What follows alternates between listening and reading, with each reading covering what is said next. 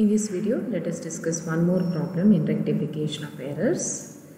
Following mistakes were located and a suspense account was opened to agree the trial balance. Give the rectification entries and prepare the suspense account assuming that the trial balance showed a difference of rupees 782. So debit balance anta helidare. So while preparing suspense account, 782 must be placed in the debit side. Excess debit ಅಂತ ಹೇಳಿದರೆ ಅದನ್ನು credit ಸೈಡಲ್ಲಿ ತೋರಿಸ್ತೇವೆ. Excess credit ಅಂತ ಹೇಳಿದರೆ ಡೆಬಿಟಲ್ಲಿ ತೋರಿಸ್ತೇವೆ. Debit ಬ್ಯಾಲೆನ್ಸಿ ಅಂತ ಹೇಳಿದರೆ ನಾವು ಅದನ್ನು ಡೆಬಿಟ್ ಸೈಡಲ್ಲಿ ತೋರಿಸಬೇಕು. ಓಕೆ, ಸೊ ಫಸ್ಟ್ ಐಟಮ್ ನೋಡಿ, sales day book was over cost by rupees 300. So ಫಸ್ಟಿಗೆ ಬಾಕ್ಸ್ ಹಾಕೊಳ್ಳುವ.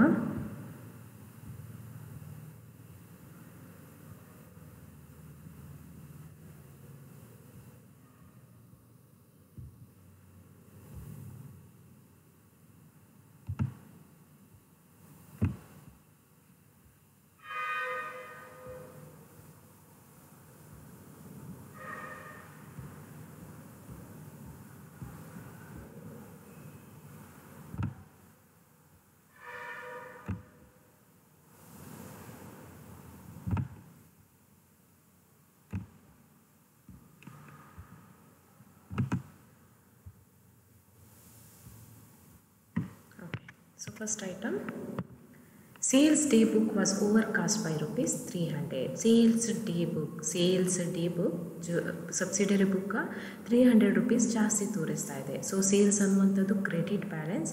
ಸೊ ಕ್ರೆಡಿಟ್ ಜಾಸ್ತಿ ತೋರಿಸ್ತಾ ಇದ್ದರೆ ನಾವೇನು ಮಾಡಬೇಕು, ಅದನ್ನು ಕ್ರೆಡಿಟ್ ಜಾಸ್ತಿ ತೋರಿಸ್ತಾ ಇದ್ದರೆ ಅದನ್ನು ಡೆಬಿಟ್ ಮಾಡಬೇಕು. ಸೊ ಎಂಟ್ರಿ ಏನಾಗುತ್ತೆ, sales account enter to suspense account. Sales 300 rupees ಜಾಸ್ತಿ ತೋರಿಸ್ತಾ ಇದೆ, ಅದಕ್ಕೆ ಕ್ರೆಡಿಟ್ ಸೇಲ್ಸನ್ನು ನಾವು ಡೆಬಿಟ್ ಸೇಲ್ ಆಗಿ ಕನ್ವರ್ಟ್ ಮಾಡ್ತೇವೆ.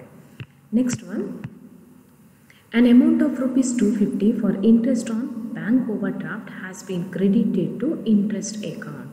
ಸೊ ಇಲ್ಲಿ ಇಂಟ್ರೆಸ್ಟ್ ಏನು ಮಾಡಿದ್ದಾರೆ, ಪೇ ಮಾಡಿದ್ದಾರೆ. an amount of rupees 250 for interest on bank overdraft. if we pay interest towards bank overdraft, ಏನಾಗುತ್ತೆ, ನಾವು ಬ್ಯಾಂಕಿಂದ ಲೋನ್ ತಗೊಂಡಿದ್ದೇವೆ, ಈಗ ಇಂಟ್ರೆಸ್ಟ್ ಪೇ ಮಾಡ್ತಾ ಇದ್ದೇವೆ, ಏನಾಗುತ್ತೆ, cash goes out of the business. So interest account debit. Interest ಅನ್ನುವಂಥದ್ದು ಇಲ್ಲಿ expense.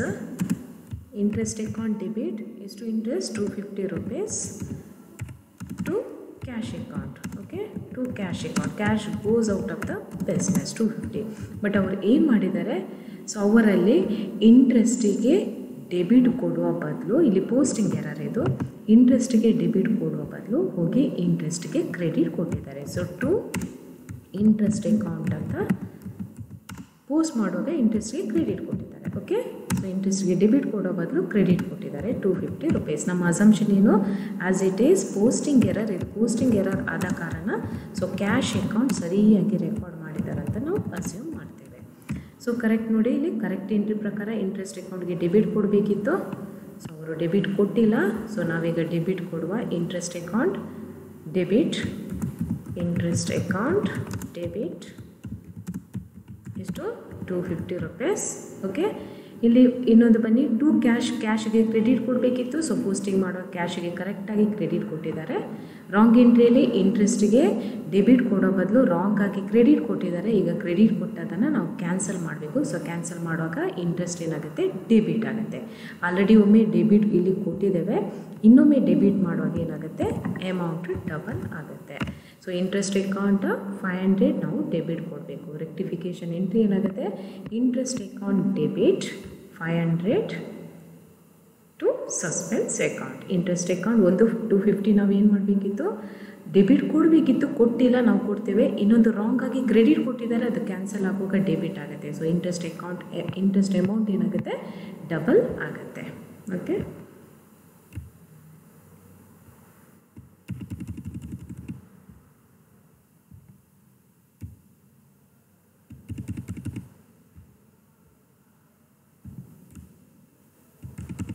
next one, the total of written inwards book has been overcast by rupees 5. total of written inward book. written inward book ನಾವು ಯಾವುದಕ್ಕೆ ಹೇಳೋದು, sales ರಿಟರ್ನ್ಗೆ. So sales credit balance, sales return debit balance.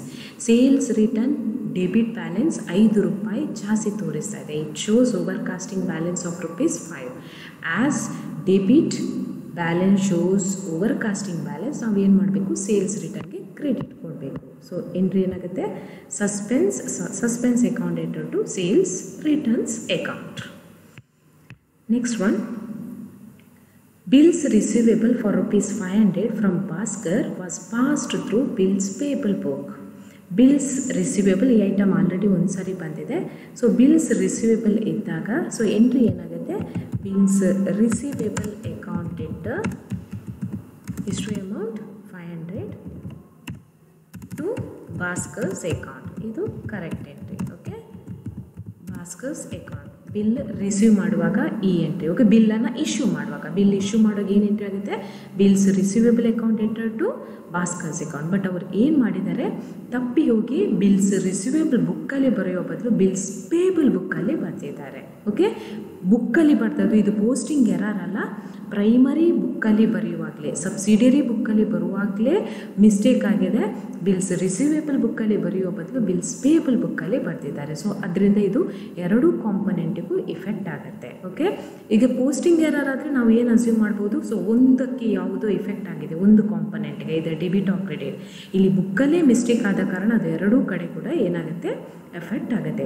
So bills payable ಬುಕ್ಕಲ್ಲಿ ಬರೆದ ಕಾರಣ ಯಾವ ರೀತಿ ಅವನು ಎಂಟ್ರಿ ಬರ್ತಿರ್ತಾನೆ, Bhaskar's account enter to account debtor ₹500 to bills payable account ಅಂತ ಬರ್ತಿರ್ತಾನೆ. ಓಕೆ, ಸೊ ಇದನ್ನು ನೋಡಿ ಅವನು ಏನು ಮಾಡ್ತಾನೆ ಲೆಡ್ಜರ್ ಅಕೌಂಟಿಗೆ ಹೋಗಿ ಪೋಸ್ಟ್ ಮಾಡ್ತಾನೆ. ಸೊ ಇದು ರಾಂಗ್ ಎಂಟ್ರಿ. ಕರೆಕ್ಟ್ ಎಂಟ್ರಿ ಯಾವುದು bills receivable account enter to piece account. ಈ ಎರಡೂ ಎಂಟ್ರಿಯನ್ನು ನೋಡಿ ಈಗ ನಾವು ಕರೆಕ್ಟ್ ಎಂಟ್ರಿ ಪಾಸ್ ಮಾಡುವ. ಕರೆಕ್ಟ್ ಎಂಟ್ರಿ ನೋಡಿ ಬಿಲ್ಸ್ ರಿಸೀವೇಬಲ್ಗೆ ಡೆಬಿಟ್ ಕೊಡಬೇಕಿತ್ತು, ಅವರು ಡೆಬಿಟ್ ಕೊಟ್ಟಿಲ್ಲ, ನಾವೀಗ ಡೆಬಿಟ್ ಕೊಡ್ತೇವೆ. ಬಿಲ್ಸ್ ರಿಸೀವೇಬಲ್ ಅಕೌಂಟ್ ಡೆಬಿಟ್ ಎಷ್ಟು 500. ನೆಕ್ಸ್ಟ್ ಇಲ್ಲಿ ನೋಡಿ ಇನ್ನೊಂದು ಭಾಸ್ಕರ್ಸ್ ಅಕೌಂಟ್ಗೆ ಕ್ರೆಡಿಟ್ ಕೊಡಬೇಕಿತ್ತು, ಅವರು ಕ್ರೆಡಿಟ್ ಕೊಟ್ಟಿಲ್ಲ, ನಾವೇನು ಮಾಡಬೇಕೀಗ ಕ್ರೆಡಿಟ್ ಕೊಡುವ to B's account ₹500. Okay, wrong ಎಂಟ್ರಿಗೆ ಬನ್ನಿ. ಬೀಸ್ ಅಕೌಂಟ್ಗೆ ರಾಂಗ್ ಆಗಿ ಡೆಬಿಟ್ ಕೊಟ್ಟಿದ್ದಾರೆ. ಈಗ ನಾವು ಅದನ್ನು ಕ್ಯಾನ್ಸಲ್ ಮಾಡಬೇಕು. ಕ್ಯಾನ್ಸಲ್ ಮಾಡೋಕೆ ಬೀಸ್ ಅಕೌಂಟ್ ಕ್ರೆಡಿಟ್ ಆಗಿದೆ, ಆಲ್ರೆಡಿ ಒಮ್ಮೆ ಇಲ್ಲಿ ಕ್ರೆಡಿಟ್ ಇದೆ. ಸೊ ನಾವೀಗ ಏನು ಮಾಡ್ತೇವೆ ಅಮೌಂಟನ್ನು ಆ್ಯಡ್ ಮಾಡ್ತೇವೆ. ಅದೆಷ್ಟಾಗುತ್ತೆ ₹1000 ಆಗುತ್ತೆ. Okay, next to bills payable account wrong ಆಗಿ ಬಿಲ್ಸ್ ಪೇಬಲ್ ಕ್ರೆಡಿಟ್ ತೋರಿಸ್ತಾ ಇದೆ, ರಾಂಗ್ ಕ್ರೆಡಿಟ್ ಕೊಟ್ಟಿದ್ದಾರೆ. ಈಗ ಅದನ್ನು ಕ್ಯಾನ್ಸಲ್ ಮಾಡುವಾಗ ಬಿಲ್ಸ್ ಪೇಬಲ್ ಏನಾಗುತ್ತೆ ಡೆಬಿಟ್ ಆಗುತ್ತೆ. So bills payable account debit 500. So rectification entry ಏನು bills receivable account debit, bills payable account debit to B's account. ಇಲ್ಲಿ ನೋಡಿ bills receivable account debit, bills payable account enter to Bhaskar's account. Okay, bills receivable ಪ್ರಕಾರ ಭಾಸ್ಕರ್ಗೆ credit ಕೊಡಬೇಕಿತ್ತು 500, bills ಪೇಬಲಲ್ಲಿ ಅವರು wrong ಆಗಿ ಭಾಸ್ಕರ್ಗೆ debit ಕೊಟ್ಟಿದ್ದಾರೆ. So ಅದನ್ನು ಕ್ಯಾನ್ಸಲ್ ಮಾಡುವಾಗ ಭಾಸ್ಕರ್ ಅಕೌಂಟ್ ಇದು ಅಮೌಂಟ್ ಏನಾಗುತ್ತೆ ಡಬಲ್ ಆಗುತ್ತೆ. Next one,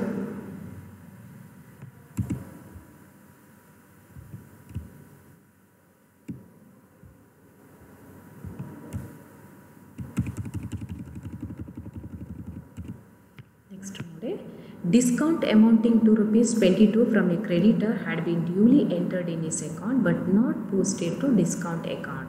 Discount amounting to ₹22 from a creditor. ಕ್ರೆಡಿಟರ್ನಿಂದ ನಮಗೆ ಕ್ರೆಡಿಟರ್ಗೆ ನಾವು ಪೇಮೆಂಟ್ ಮಾಡೋದು ಕರೆಕ್ಟಾ. ಕ್ರೆಡಿಟರ್ ಅಂತ ಹೇಳಿದರೆ ಅವನಿಂದ ನಾವು ಗೂಡ್ಸನ್ನು ಕ್ರೆಡಿಟಲ್ಲಿ ಪರ್ಚೇಸ್ ಮಾಡಿರ್ತೇವೆ, ಅವನಿಗೆ ಎಷ್ಟೋ ಹಣ ಕೊಡಲಿಕ್ಕಿರುತ್ತೆ. ಈಗ ನಾವು ಅವನಿಗೆ ಪೇಮೆಂಟ್ ಮಾಡ್ತಾ ಇದ್ದೇವೆ. ಈಗ ಪೇಮೆಂಟ್ ಮಾಡುವ ಟೈಮಲ್ಲಿ ಅವನು ನಮಗೆ ₹22 ಡಿಸ್ಕೌಂಟ್ ಕೊಟ್ಟಿದ್ದಾನೆ. ಆ ₹22 ಅನ್ನೋದು ಏನು ಅದು ನಮಗೆ ಇನ್ಕಮ್ ಆಗುತ್ತೆ. ಸೊ ಇನ್ಕಮ್ ಅಂತ ಹೇಳಿದರೆ ಡಿಸ್ಕೌಂಟ್ ಕ್ರೆಡಿಟ್ ಆಗುತ್ತೆ. ಓಕೆ, ಅದನ್ನು ಏನು ಅವನ ಅಕೌಂಟಿಗೆ ಅವರು ಈ ಕ್ರೆಡಿಟರ್ ಅಕೌಂಟಿಗೆ ರೆಕಾರ್ಡ್ ಮಾಡಿದ್ದಾರೆ, ಬಟ್ ಡಿಸ್ಕೌಂಟ್ ಅಕೌಂಟಿಗೆ ಅವರು ರೆಕಾರ್ಡ್ ಮಾಡಿಲ್ಲ. ಈಗ ನಾವೇನು ಮಾಡುವ ಡಿಸ್ಕೌಂಟ್ ಅಕೌಂಟಿಗೆ ಹೋಗಿ ಅದನ್ನು ಪೋಸ್ಟ್ ಮಾಡುವ.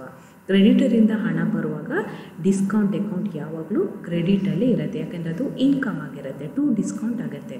ಸೊ ಇಲ್ಲಿ ಆ ಎಂಟ್ರಿ ಆ ಪೋಸ್ಟಿಂಗ್ ಮಾಡದೇ ಇರುವ ಕಾರಣ ನಾವೀಗ ಏನು ಮಾಡುವ ಡಿಸ್ಕೌಂಟಿಗೆ ಕ್ರೆಡಿಟ್ ಕೊಟ್ಟು ಬಿಡುವ. ಸೊ ಏನಾಗುತ್ತೆ rectification entry suspense account entered to discount account, being omission to credit discount account, credit to discount account rectified. So ಡಿಸ್ಕೌಂಟ್ಗೆ ಕ್ರೆಡಿಟ್ ಕೊಟ್ಟಿಲ್ಲ, ಈಗ ನಾವು ಕ್ರೆಡಿಟ್ ಕೊಟ್ಟು ಅದನ್ನು ರೆಕ್ಟಿಫೈ ಮಾಡ್ತೇವೆ.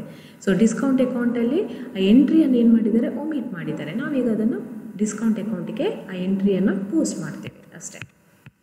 ನೆಕ್ಸ್ಟ್ ಇದು ಸ್ವಲ್ಪ complicated. Next one, ₹500 paid to Gopal against our acceptance was debited to his personal account.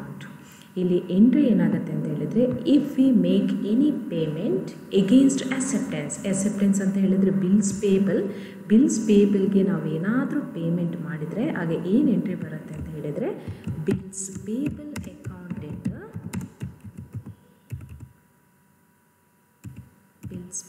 Account ಎಷ್ಟಿದೆ, bills payable 500 to cash account. So this is the correct entry. Okay, ಯಾರಿಂದ ಬೇಕಾದರೂ ಹಣ, ನಾವು ಯಾರಿಗೆ ಬೇಕಾದರೂ ಹಣ ಕೊಡಲಿ, ಬಟ್ ನಾವು ಬಿಲ್ಸ್ ಪೇಬಲ್ ಅಕೌಂಟಿಗೆ ಡೆಬಿಟ್ ಕೊಡ್ತೇವೆ. ಬಟ್ ಇಲ್ಲಿ ಏನು ಮಾಡಿದ್ದಾರೆ, ಅವರು ಹೋಗಿ ಬಿಲ್ಸ್ ಪೇಬಲ್ಗೆ ಡೆಬಿಟ್ ಕೊಡೋ ಬದಲು ಗೋಪಾಲ್ಗೆ ಹೋಗಿ ಡೆಬಿಟ್ ಕೊಟ್ಟಿದ್ದಾರೆ.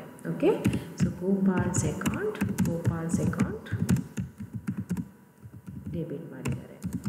ಸೊ ನಮ್ಮ ಅಸಂಪ್ಷನ್ ಕ್ಯಾಶಿಗೆ ಕರೆಕ್ಟಾಗಿ ಎಂಟ್ರಿ ಕೊಟ್ಟಿದ್ದಾರೆ, ಕ್ಯಾಶಲ್ಲಿ ಹೋಗಿ ಕರೆಕ್ಟ್ ಪೋಸ್ಟಿಂಗ್ ಮಾಡಿದ್ದಾರೆ. ಸೊ ಕ್ಯಾಶ್ ಅಕೌಂಟ್ 500 ತೋರಿಸ್ತಾ ಇದೆ, no any effect cash account. So bills ಪೇಬಲ್ಗೆ ಡೆಬಿಟ್ ಕೊಡಬೇಕಿತ್ತು, ಅವರು ಹೋಗಿ ಗೋಪಾಲ್ಸ್ ಅಕೌಂಟ್ಗೆ ಡೆಬಿಟ್ ಕೊಟ್ಟಿದ್ದಾರೆ. ಇದು ನೋಡಿ ನಾರ್ಮಲ್ ಎಂಟ್ರಿ ಅಲ್ಲ, ಇದು ಬಿಲ್ಸ್ ಪೇಬಲ್ ಆಗಿದೆ. ಅಂದರೆ ಬಿಲ್ಸ್ ಪೇಬಲ್ ಅಂದರೆ ನಮಗೆ ಹಣ ಕೊಡಲಿಕ್ಕಿತ್ತು ಗೋಪಾಲ್ಗೆ, ಗೋಪಾಲ್ ಏನು ಮಾಡಿದ್ದಾನೆ, ಬಿಲ್ಸ್ ರಿಸೀವಬಲ್ ನಮ್ಮ ಮೇಲೆ ಡ್ರಾ ಮಾಡಿದ್ದಾನೆ. ಈಗ ಆನ್ ದ ಮೆಚುರಿಟಿ ಡೇಟ್ ನಾವು ಏನು ಮಾಡ್ತಾ ಇದ್ದೇವೆ, ಗೋಪಾಲ್ಗೆ ಪೇಮೆಂಟ್ ಮಾಡ್ತಾ ಇದ್ದೇವೆ. ಇದು ಪೇಮೆಂಟ್ ಮಾಡೋದು ಯಾವುದ್ರ ಎಗೇನ್ಸ್ಟ್, ಬಿಲ್ಸ್ ಪೇಬಲ್ ಎಗೇನ್ಸ್ಟ್ ಆದ ಕಾರಣ ಅಕ್ಸೆಪ್ಟೆನ್ಸ್ ಅಂತ ಹೇಳೋದು ಬಿಲ್ಸ್ ರಿಸೀವೇಬಲ್ ಮತ್ತು ಬಿಲ್ಸ್ ಪೇಬಲ್ ಬಂದಾಗ ಅಕ್ಸೆಪ್ಟೆನ್ಸ್ ಮಾಡೋದು ಬಿಲ್ಸ್ ಪೇಬಲನ್ನು. ಓಕೆ, ಆಗ ನಿಮ್ಗೆ ಗೊತ್ತಿದೆ, ನಾನು ಆಗೊಂದು ಎಂಟ್ರಿ ಹೇಳಿದೆ, ಯಾವ ಎಂಟ್ರಿ, ಡಿ ಎಂಟ್ರಿ ಹೇಳಿದೆ. ಆಗಲ್ಲಿ ಏನಂತ ಹೇಳಿ ಬಿಲ್ಸ್ ಪೇಬಲ್ ಬುಕ್ಕಲ್ಲಿ ಎಂಟ್ರಿ ಬರೆಯುವಾಗ ನಾವು ಹೇಗೆ ಬರೀತೇವೆ ಅಂತ ಹೇಳಿದರೆ, ಈಗ ಫಾರ್ ಎಕ್ಸಾಂಪಲ್ ಇದೇ ಒಂದು ಎಕ್ಸಾಂಪಲ್ ತೆಗೊಳ್ಳೋದಾದರೆ, Gopal's account to bills payable ಅಂತ ಹೇಳಿ ನಾವು ಎಂಟ್ರಿ ಕೊಡೋದು. ಓಕೆ, ಇದು ಬಿಲ್ ಅಕ್ಸೆಪ್ಟ್ ಮಾಡುವಾಗ ನಾವು ಮಾಡುವಂಥ ಎಂಟ್ರಿ. ಆ ನಂತರ ಇದಕ್ಕೆ ಪೇಮೆಂಟ್ ಮಾಡುವಾಗ ಯಾವ ಎಂಟ್ರಿ ಬರೀತೇವೆ, ಈ ರೀತಿ ಎಂಟ್ರಿ ಬರೀತೇವೆ, bills payable account enter to cash account. ಅಲ್ಲಿ ಗೋಪಾಲಿಗೆ ಡೆಬಿಟ್ ಆಗಲಿ ಕ್ರೆಡಿಟ್ ಆಗಿ ಕೊಡೋದಿಲ್ಲ. ಬಟ್ ಅವ್ರು ಏನು ಮಾಡಿದ್ದಾರೆ, ಅವರು ಮಿಸ್ಟೇಕಾಗಿ ಹೋಗಿ ಗೋಪಾಲ್ಗೆ ಡೆಬಿಟ್ ಕೊಟ್ಟಿದ್ದಾರೆ. ನಾವು ಬಿಲ್ಸ್ ಪೇಬಲ್ಗೆ ಡೆಬಿಟ್ ಕೊಡಬೇಕಿತ್ತು, ಅವರು ಗೋಪಾಲ್ಗೆ ಡೆಬಿಟ್ ಕೊಟ್ಟಿದ್ದಾರೆ. ಈಗ ನೋಡಿ ಕರೆಕ್ಟ್ ಎಂಟ್ರಿ ಪಾಸ್ ಮಾಡುವ, ಸೊ ರೆಕ್ಟಿಫಿಕೇಷನ್ ಎಂಟ್ರಿ ಪಾಸ್ ಮಾಡುವ. ಕರೆಕ್ಟ್ ಎಂಟ್ರಿ ಪ್ರಕಾರ ಬಿಲ್ಸ್ ಪೇಬಲ್ಗೆ ಡೆಬಿಟ್ ಕೊಡಬೇಕಿತ್ತು, ಸೊ ಅವರು ಡೆಬಿಟ್ ಕೊಟ್ಟಿಲ್ಲ. ನಾವೇನು ಮಾಡುವ, ಬಿಲ್ಸ್ ಪೇಬಲ್ಗೆ ಡೆಬಿಟ್ ಕೊಡುವ, bills payable account debit. Okay, ಎಷ್ಟು, ₹500. ಕ್ಯಾಶ್ ನೋಡಿ, ಕ್ಯಾಶ್ ಕರೆಕ್ಟಾಗಿ ಪೋಸ್ಟ್ ಆಗಿದೆ 500. ಇನ್ನೊಂದು ಇಲ್ಲಿ ರಾಂಗ್ ಎಂಟ್ರಿಯಲ್ಲಿ ಗೋಪಾಲ್ಸ್ ಅಕೌಂಟ್ ಬೈ ಮಿಸ್ಟೇಕ್ ಏನು ಮಾಡಿದ್ದಾರೆ, ಡೆಬಿಟ್ ಕೊಟ್ಟಿದ್ದಾರೆ. ಈಗ ನಾವು ಅದನ್ನು ಕ್ಯಾನ್ಸಲ್ ಮಾಡುವಾಗ ಏನಾಗುತ್ತೆ, ಗೋಪಾಲ್ಸ್ ಅಕೌಂಟ್ ಕ್ರೆಡಿಟ್ ಆಗುತ್ತೆ. ಓಕೆ, ಗೋಪಾಲ್ಸ್ ಅಕೌಂಟ್ ಕ್ರೆಡಿಟ್ ಇಷ್ಟು 500. ಸೊ ರೆಕ್ಟಿಫಿಕೇಷನ್ ಎಂಟ್ರಿ ಏನಾಗುತ್ತೆ, bills payable account enter to Gopal's account. ಇಲ್ಲಿದೆ ನೋಡಿ, bills payable account enter to Gopal's account, ₹500 being bills payable paid wrongly debited to Gopal, rectified. Next one, an item of sale of ₹267 was posted as ₹276 in the sales account. So sale is to actual amount is to 267, but ಅದನ್ನು ಹೇಗೆ post ಮಾಡಿದ್ದಾರೆ, sales ಅಕೌಂಟಲ್ಲಿ 276 ಆಗಿ post ಮಾಡಿದ್ದಾರೆ. So sale ಅನ್ನುವಂಥದ್ದು credit item, so ಅದು over casting balance ತೋರಿಸ್ತಾ ಇದೆ. 267 ರೆಕಾರ್ಡ್ ಮಾಡುವ ಬದಲು 276 ರೆಕಾರ್ಡ್ ಮಾಡಿದ್ದಾರೆ. ಎಷ್ಟು, ₹9 ಜಾಸ್ತಿ ರೆಕಾರ್ಡ್ ಮಾಡಿದ್ದಾರೆ. Sales credit over casting balance ತೋರಿಸುವ ಕಾರಣ ಸೇಲ್ಸ್ಗೆ ನಾವೇನು ಮಾಡ್ತೇವೆ, ಡೆಬಿಟ್ ಕೊಡ್ತೇವೆ. ರೆಕ್ಟಿಫಿಕೇಷನ್ ಎಂಟ್ರಿ ಏನಾಗುತ್ತೆ, sales account enter to suspense account, ಎಷ್ಟು, ₹9 ಡಿಫ್ರೆನ್ಸ್. ಈಗ ಸಸ್ಪೆನ್ಸ್ ಅಕೌಂಟ್ ಪ್ರಿಪೇರ್ ಮಾಡಿ. ಸೊ ನಮಗೆ ಪ್ರಾಬ್ಲಮಲ್ಲಿ ಕರೆಕ್ಟ್ ಇನ್ಫಾರ್ಮೇಷನ್ ಇದೆ. ಓಪನಿಂಗ್ ಬ್ಯಾಲೆನ್ಸ್ ಎಷ್ಟು ಅನ್ನುವಂಥದ್ದು, ಎಷ್ಟು ಓಪನಿಂಗ್ ಬ್ಯಾಲೆನ್ಸ್, ₹782 ಡೆಬಿಟ್ ಅಂತ ಕೊಟ್ಟಿದ್ದಾರೆ. ಎಕ್ಸೆಸ್ ಡೆಬಿಟ್ ಅಂತ ಕೊಟ್ಟಿಲ್ಲ. ಓಕೆ, ಡೆಬಿಟ್ ಅಂತ ಖಾಲಿ ಕೊಟ್ಟದ್ದು. ಎಕ್ಸೆಸ್ ಡೆಬಿಟ್ ಕೊಟ್ಟರೆ ಅದನ್ನು ನಾವು ಕ್ರೆಡಿಟ್ ಸೈಡಲ್ಲಿ ತೋರಿಸಬೇಕು. ಖಾಲಿ ಡೆಬಿಟ್ ಬ್ಯಾಲೆನ್ಸ್ ಕೊಟ್ಟರೆ ಅದನ್ನು ಡೆಬಿಟ್ ಸೈಡಲ್ಲೇ ತೋರಿಸಬೇಕು. Okay, so to balance brought down 782. ಇಲ್ಲಿ ನಮಗೆ ಓಪನಿಂಗ್ ಬ್ಯಾಲೆನ್ಸ್ ಕೊಟ್ಟ ಕಾರಣ ನೀವು ಉಳಿದೆಲ್ಲ ಐಟಮನ್ನು ಟ್ರಾನ್ಸ್ಫರ್ ಮಾಡುವಾಗ ನಿಮ್ಮ ಸಸ್ಪೆನ್ಸ್ ಅಕೌಂಟ್ ಕ್ಲೋಸ್ ಆಗಬೇಕು. ಓಕೆ, ಈ ಓಪನಿಂಗ್ ಬ್ಯಾಲೆನ್ಸ್ ಕೊಡದಿದ್ದರೆ ಏನು ಬ್ಯಾಲೆನ್ಸಿಂಗ್ ಫಿಗರ್ ಬರುತ್ತೆ ಅದನ್ನು ನೀವು ಓಪನಿಂಗ್ ಬ್ಯಾಲೆನ್ಸ್ ಅಂತ ತೆಗೊಳ್ಬೇಕು. ಓಕೆ, 1 by 1 ನೋಡಿ. ಸೊ ಫಸ್ಟ್ ಎಂಟ್ರಿಯಲ್ಲಿ sales to suspense by sales account, second ಎಂಟ್ರಿಯಲ್ಲಿ ಬೈ ಇಂಟ್ರೆಸ್ಟ್, ಥರ್ಡ್ ಎಂಟ್ರಿಯಲ್ಲಿ ಟು ಸೇಲ್ಸ್ ರಿಟರ್ನ್, ಫೋರ್ತ್ ಎಂಟ್ರಿಯಲ್ಲಿ ಸಸ್ಪೆನ್ಸ್ ಅಕೌಂಟ್ ಇಲ್ಲ, ನೆಕ್ಸ್ಟ್ ಎಂಟ್ರಿಯಲ್ಲಿ ಟು ಡಿಸ್ಕೌಂಟ್, ನೆಕ್ಸ್ಟ್ ಲಾಸ್ಟ್ ಎಂಟ್ರಿಯಲ್ಲಿ ಲಾಸ್ಟ್ ಬಟ್ ಒನ್ ಎಂಟ್ರಿಯಲ್ಲಿ ಸಸ್ಪೆನ್ಸ್ ಅಕೌಂಟ್ ಇಲ್ಲ, ಲಾಸ್ಟ್ ಎಂಟ್ರಿಯಲ್ಲಿ ಬೈ ಸೇಲ್ಸ್ ಇದೆ. ಓಕೆ, ಅದೆಲ್ಲವನ್ನು ನೀವು ರೆಕಾರ್ಡ್ ಮಾಡುವಾಗ ಏನಾಗುತ್ತೆ ಅಂತ ಹೇಳಿದರೆ ಸಸ್ಪೆನ್ಸ್ ಅಕೌಂಟ್ ಕ್ಲೋಸ್ ಆಗಿ ಬರ್ತದೆ.